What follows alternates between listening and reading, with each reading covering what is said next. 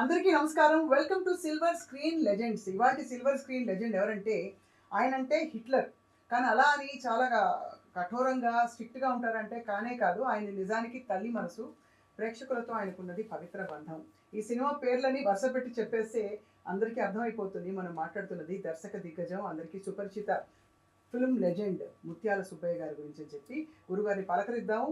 తాజాగా ఆయన తనయుడు తల్లి మనసు చిత్రానికి నిర్మాతగా వ్యవహరించడం అండ్ సినిమా ఇండస్ట్రీలో ప్రయాణం ఎలా ఉంది అన్ని జ్ఞాపకాన్ని తోడే ప్రయత్నం చేద్దాం. సార్ సాదర వందనాలు, నమస్కారం. సార్ ముత్యాల సుబ్బయ్య గారు అంటే నిజంగానే సెంటిమెంట్ కింగ్. ఏమన్నా కింగ్ కాదు కానీ సెంటిమెంట్ సినిమాలు ఎక్కువ వచ్చినాయి. అది అంటే లేడీస్ క్యారెక్టరైజేషన్ అవి ఇవి ఉండడం వల్ల పేరు వచ్చింది. అంటే సాంఘికమైన అంశాలు తీసుకుని పండించి ప్రేక్షకుల్ని కన్విన్స్ చేయడంలో మీకు మీరే సాటి సార్. మీరు తీసిన సినిమాలు ఏమిటి అసలు? అంటే నాకు సినిమా ఏ సినిమా తీసినా ఏదో సంథింగ్ మోరల్ పర్పస్ లేకుండా ఏదో తీయడం అనేది ఇష్టం నాకు. అందువల్ల అలా గడిగి ఇప్పటిదాకా అలా నెట్టుకొచ్చింది ఇండస్ట్రీ. ఇప్పుడు తల్లి మనసు టైటిల్ కూడా ఈ మధ్య కాలంలో వచ్చిన ఏ సినిమా టైటిల్ కి దగ్గరగా లేదు. ఎందుకంటే ఇది కూడా మళ్ళీ సెంటిమెంటే. అసలు తల్లి మనసే లేదు, ఎక్కడ లేదు. ఇప్పుడు నాకు తల్లే లేదు సార్ సినిమాలో. తల్లే లేదు సినిమాలో. తల్లిళ్ళు ఉండొచ్చు కానీ తల్లి మనస్సు లేదు. ఏమంటే తల్లి మనసు వేరు, తల్లులు వేరు, రకరకాలు ఉంటారు. కానీ తల్లి మనసు అంటే డిఫరెంట్. ఎందుకలా అయిపోయింది సార్ ఇప్పుడు సినిమా?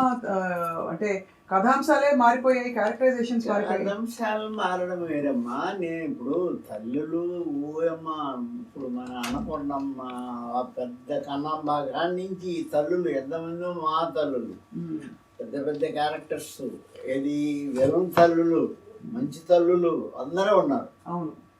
బట్ నా తల్లి మనసు మాత్రం 100%.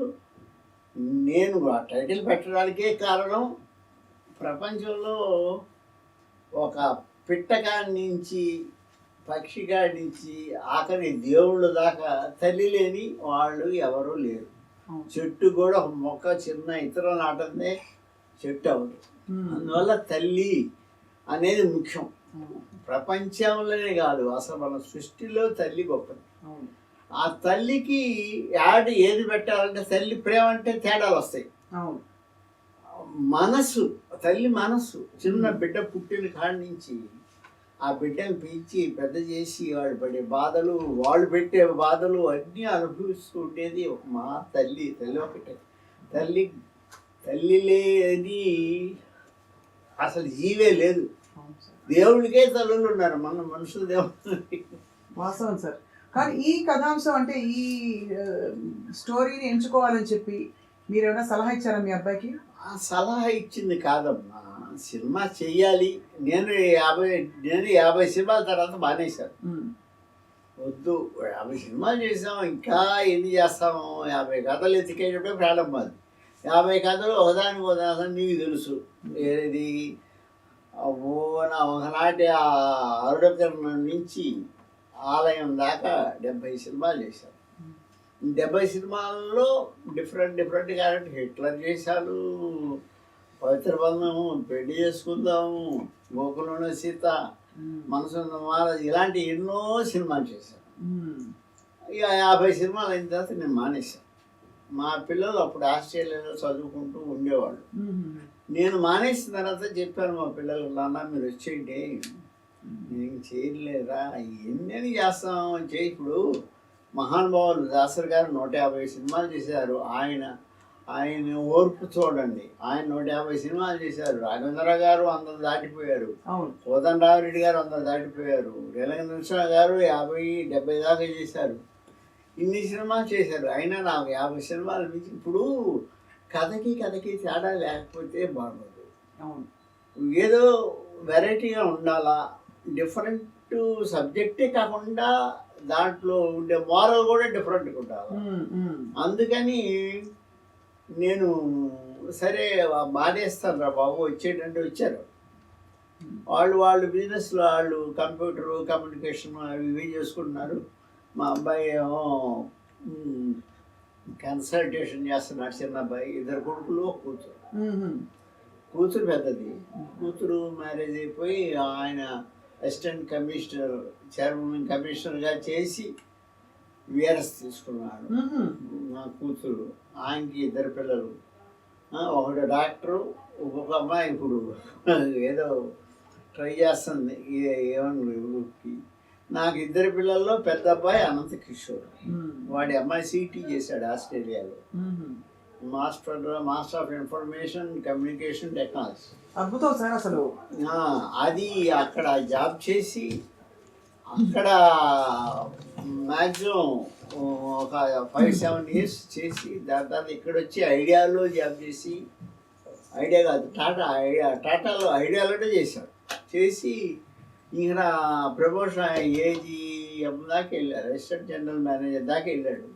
దాని తర్వాత ప్రమోషన్స్ అన్ని నార్త్లో పోతుంటే మనకి ఇవ్వడం లేదని మానేసి ఓన్గా వాడే ఆఫీస్ పెట్టుకున్నారు. అలాగా వాళ్ళ పిల్లలు ఉన్నారు. వాళ్ళు ఆ పెద్ద అబ్బాయి ఏంటంటే చిన్నోడు ఇక్కడే ఉన్నాడు, వాడు కన్సల్టేషన్ పెట్టాడు. అది ఫారిన్ కంట్రీస్ పంపిస్తారు కదా స్టూడెంట్స్, అవునవునవును, అది ఓవర్సీస్ ఎడ్యుకేషన్ చేస్తున్నాడు. మా పెద్ద అబ్బాయి వచ్చి, నాన్న 50 సినిమాలు తీసావు, ముత్యాల సుబ్బయ్య అనే పేరుతో 50 సినిమాలు తీసావు.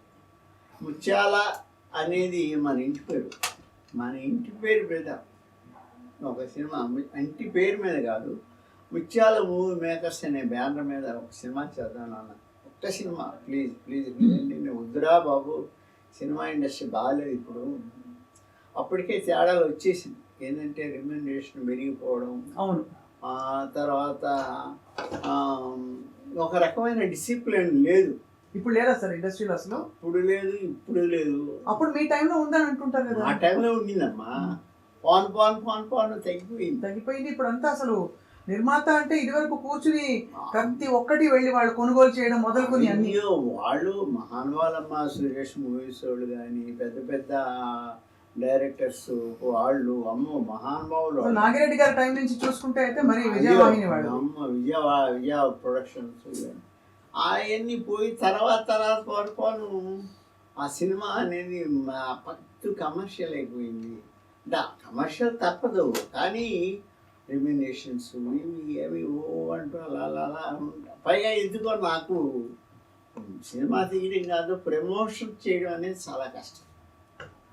సినిమా తీస్తే తీయచ్చు, కానీ బాగా ఆడించుకోవాలి, లేకపోతే ఎట్టా. అలా ఉండి నేను ఆ పరిస్థితుల్లో నేను ఏం చేశానంటే,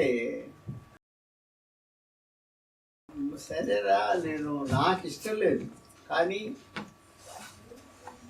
మీరు ప్రెజర్ ఇస్తున్నారు కాబట్టి ట్రై చేద్దాం అని చెప్పి సబ్జెక్ట్కి వర్కౌట్ చేసి సబ్జెక్టు రెడీ చేసుకొని, సబ్జెక్ట్ రెడీ చేసుకున్న తర్వాత దానికి హీరోయిన్ ప్రాబ్లం. మా సినిమాలో తల్లి పను అంటే తల్లి హీరోయిన్ అవ్వాలి కదా, మరి తల్లి హీరోయిన్ కావాలి. తల్లి ఏ ఊరు వేయాలా? హీరోయిన్స్ దగ్గరికి పోతే మాకు ఇంత ఆల్రెడీ 2 పిల్లలు ఉన్నారండి, మేము హీరోయిన్ వేస్తాం కానీ తల్లు లేము అంటున్నారు. ఇలా తిరిగి ఆఖరి చివరికి బెంగళూరులో ఒక అమ్మాయిని పట్టుకుని, రుచిత మహాలక్ష్మి అని ఒక అమ్మాయి, తెలుగు మాట్లాడుతుంది బాగా, మంచి ఆర్టిస్ట్ అని పేరు విన్నాం. అమ్మాయి ఫోటోలు చూసి మా వాళ్ళు చూశారు, ఓకే అన్నారు. ఆ అమ్మాయి సబ్జెక్ట్ అంతా రెడీ చేసేసుకున్నాం.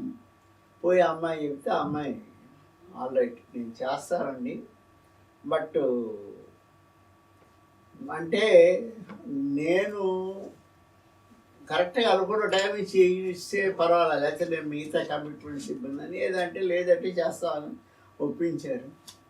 తర్వాత మన లోకల్ ఆర్టిస్టులు అందరినీ పెట్టుకున్నాం, కమల్ కామరాజు, ఆదర్శ్, సాహిత్యం అన్ని మన యూత్, శుభలేఖ సుధాకర్, తర్వాత వీళ్ళందరితో కలిపి మీడియం ఒక రకంగా మొదలుపెట్టాము, తీసాము, పూర్తి చేసాము, రిలీజ్ అయింది. చాలా మంచి ట్రాక్ వచ్చింది.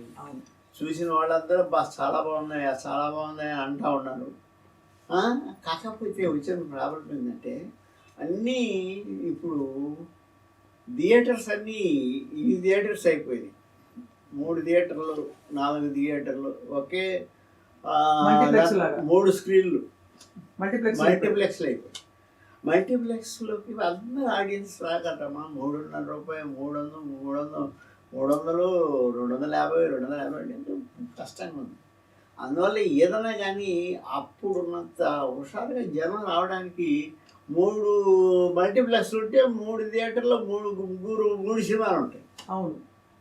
కింద దాంట్లో ఒక సినిమా, రెండో దాంట్లో ఒక సినిమా, మూడో దాంట్లో ఒక సినిమా, పైగా టైమింగ్స్ వేరు. అవును. అవును. దానికి గందరగోళం. అయినా సరే మా సినిమా బాగా ఆడుతుంది. భగవంతుడి వల్ల మంచి పేరు వచ్చింది అందరికీ.